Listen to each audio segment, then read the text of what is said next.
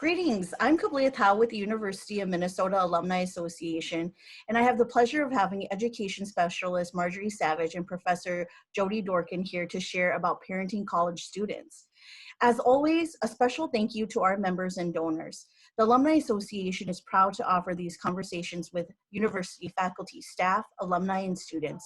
If you are interested in learning more about the Alumni Association, visit us at umnalumni.org.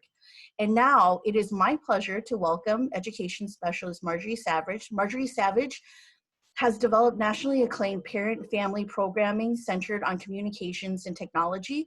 She is a frequent speaker and consultant on the topic of family-college relations, both nationally and internationally. She has written numerous articles and chapters on the topic and is the author of a book for college parents, You're on Your Own, But I'm Here If You Need Me, Mentoring Your Child During the College Years, Simon & Schuster. It is also my pleasure to introduce Dr. Jody Dorkin. Jody Dorkin is professor and department head in the Department of Family Social Science at the University of Minnesota and with Minnesota Extension. Her research and outreach focuses on parenting adolescent and college students and the role of technology in these relationships. She has been studying the role of technology in family relationships and the use of technology specifically for parenting for the past 10 years and published more than 50 articles on parenting-child relationships. Thank you both so much for joining us and taking the time to share your expertise with our alumni and friends community. So welcome. Thank you. Yeah, we're excited to be here and excited to talk with you about the work that we've been doing. Marge and I have been working together for, I realize it's been over 15 years now, Marge, which is really exciting. And Marge is actually going to start us off by talking about her work and sort of how we got connected and what led to this, ultimately to this project. Thank you. Well, for about, 20 some years, my job at the university was developing communications for parents of our undergraduate students. The idea behind the position was to help families understand the college experience and let them know how the university supports their students and how they can also support their students.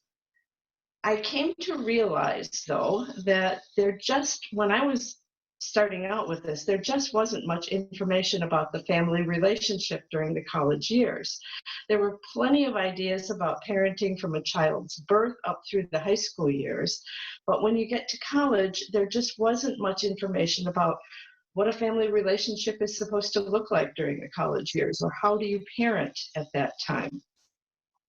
Fortunately, one day I came across an article in one of the university's publications, I think it was one of the college publications, that talked about this Dr. Jody Dworkin and her research on what she called healthy risk-taking among late adolescents.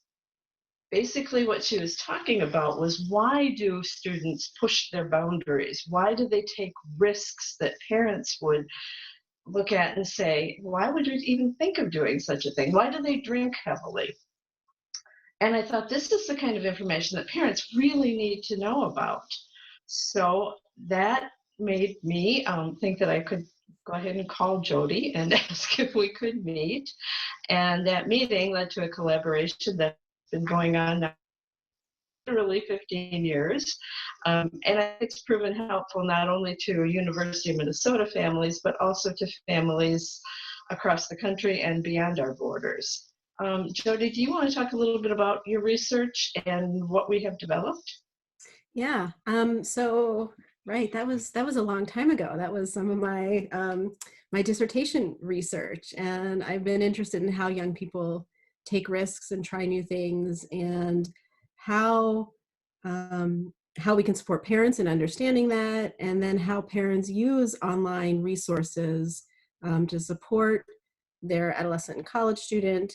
And one of the things I think that's been really clear to me and not been as heavily addressed in the literature, which is some of what I hope that I work on, is parenting may change when kids go off to college or when kids leave home, but it certainly doesn't end. It just looks really different, and we need to understand how it looks different. We need to understand how kids' behaviors change, and how parents can better support that. And certainly with, as young people are moving geographically farther away from families, we hear from parents they just don't have time or resources to be physically present for parenting classes in the ways that we sometimes have thought of them. We've been trying to learn more about how parents seek out information, how they gather resources, and how they want information. So should I show the website, Marge, or do you want to say a little bit about kind of the ways parents being so engaged with their students first? Well, I think it really has changed in recent years in terms of how parents and students are engaging with each other.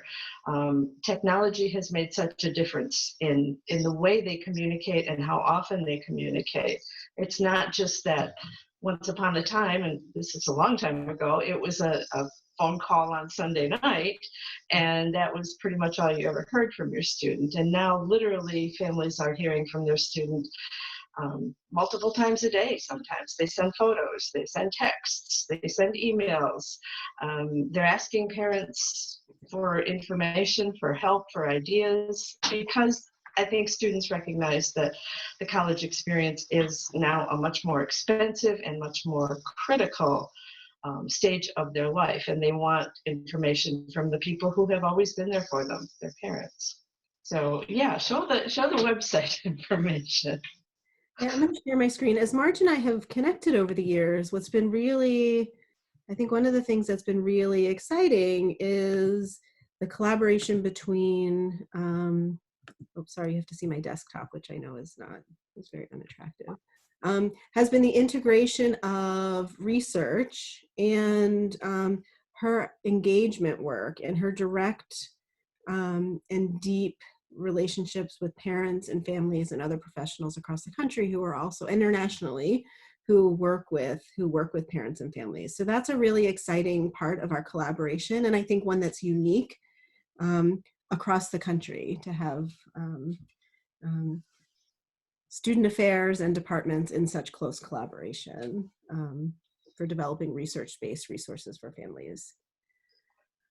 So this is the website that we have developed, and it's gone through various iterations where we had a website just for alcohol use, we had one just for college finance, and we've been working to really consolidate the information so it's accessible in one place.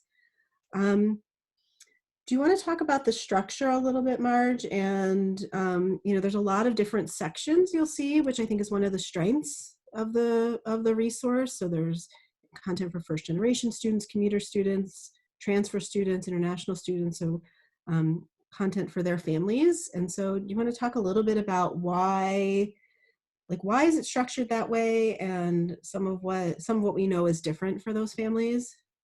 Well, sure. And first, I want to just say a little bit about the fact that the audience for this is not just University of Minnesota parents. In fact, it's really not Minnesota parents. We have a parent and family program that is the main contact for our own parents. But there are a lot of schools that don't have a parent and family program.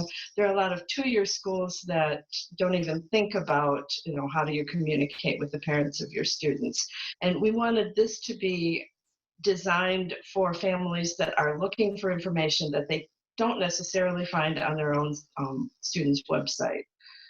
So we talked about what do we want to include on this, and it's the same things that parents are really worrying about. Starting with, is my child going to be safe?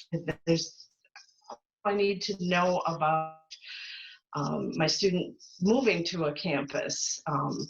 How are they going to be healthy? Who can help them when they're there? Who are those helpers that they need to be looking for? We also talked a bit about the fact that different families, different types of families, different issues that come up. So we do have a page for commuter families, because what they're dealing with is very different from what a student and their family would be dealing with if they lived on campus. All those developmental stages that are taking place during the college years for a commuter family, they're taking place at home in their family's face. So they just have a different perspective on it. Transfer students have a different experience, and sometimes it's hard to find information for how to support your student if they're going to transfer to a different school. So we included a section on that. We have a section on international students. That's another area where families in another country, maybe sending their students here, are going to learn a lot about the differences between school in their own country and schools here. They're not necessarily the same. So we included a section on that. Trying to look at what are the big issues that come up. But we also talked about just the general things. I think you showed a career page there. That's something that parents want to know, how to help their students when they're thinking about a career. Students will come and ask them, what if I did this, if I did that? Certainly the decisions need to be made by the students, but they are looking for guidance and support from their parents as they're going through this. One of the things that we hope with this resource is that it feels accessible. So one of the pieces of feedback we got, you'll see there's a section on key terms, that in higher education we use a lot of lingo, a lot of language that we hear from parents and even from students as they talk to their parents, that they may say they need to go to the bursar office and they don't know what that means, right? That it's not familiar language. And so we have these key terms that hopefully help also translate some of the language that may be coming out in communications from colleges and universities, to help give parents the tools they need to really understand that information and support messages that their student is getting. And that brings up the section we have on first generation students. Parents who themselves didn't go to college will not understand a lot of that lingo, but also just don't know how to support their student. They don't necessarily understand what a college experience is going to be like. So we put in a section specifically for parents of first generation students to help them understand how to navigate the system. Mm-hmm. Yeah. So one of the things we realize in the current time, the current uncertainty with students, many students who may have been living on campus, who now have had to leave campus, high school seniors who may not be able to do campus visits in the ways that they once were or anticipating being able to do. We hope that these resources provide normalcy in some unknown time. Some of these issues are really important and will continue regardless of whether your student continues to live at home, regardless of the context of campuses that we might see this summer or into fall, with some of those changes. So I know, Marge, you and I were talking about in-person orientations, that those may not be available. Schools seem to be canceling their in-person orientations, and they're quickly developing online orientation. So it's going to be a different experience, and meeting students on campus, which is so important for students who are thinking about going to college. They're going to be meeting virtually, and they won't actually be in the same in the same space with each other until they arrive on campus at the beginning of the year.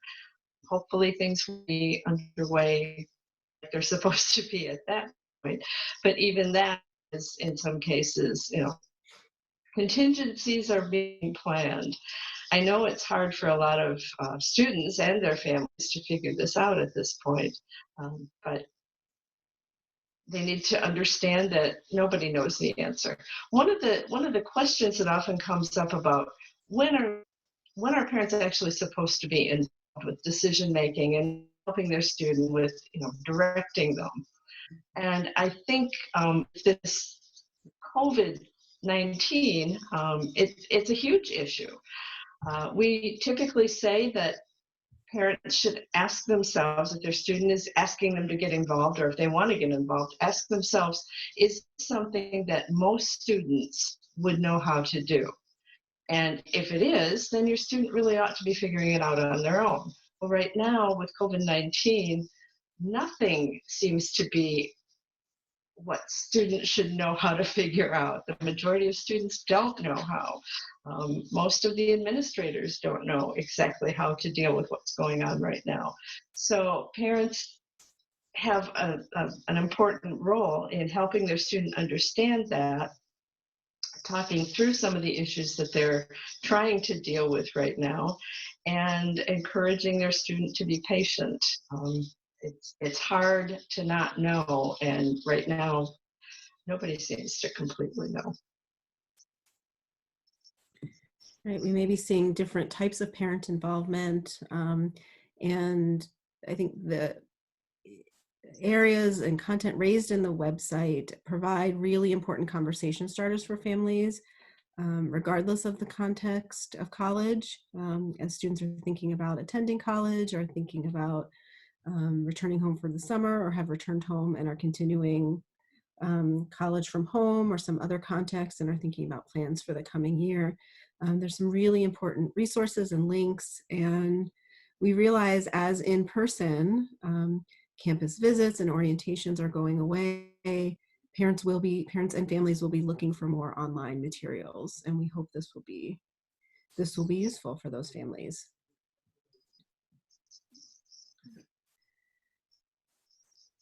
Are there other things that that we should share about the site, Marge? Other things that you think would be? I think some of the big issues that are likely to be coming up over the summer are the financial side of things. Families are worried about maybe losing jobs.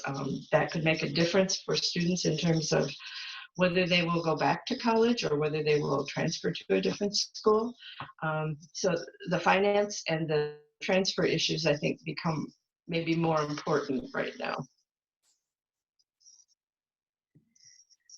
Right, and I know we've, as we see new information coming out about student loans and other types of information too, that's all changing very, very rapidly. And I know we'll all be looking for more information about that in the coming weeks and months to learn more. Right. Yeah. Great, we're excited to share this. We're excited to be able to share this resource today. I think it's exciting to talk about and to think about our long-standing collaboration and how this resource has emerged and evolved over the years for families. Well, and I think that's one of the great things about the University of Minnesota is that we have been able to collaborate and reach across those structural boundaries of student affairs and the academic side, and apply the information that you and the people in family social science have developed over the years. It's been nice to be able to learn how to apply that information. So thank you. Yeah, great. Yeah, and I would just definitely love to thank both of you for sharing your expertise in that webpage as well too. You know, I started out my career in the Office of Admissions at the University of Minnesota, and there were so many parents that would come, and it didn't matter where they came in from life, you know, whether they had gone to college before or they had a PhD in college. When everyone starts on that path of getting their student into college, it can be overwhelming, you know, and having such a tool that's so comprehensive and easy to navigate makes it just so much better. It makes it so much easier for parents to really be able to support their students and their students' success. So thank you both so much for your work. Well, thank you. Great. Thanks for having us. You're welcome. Mm.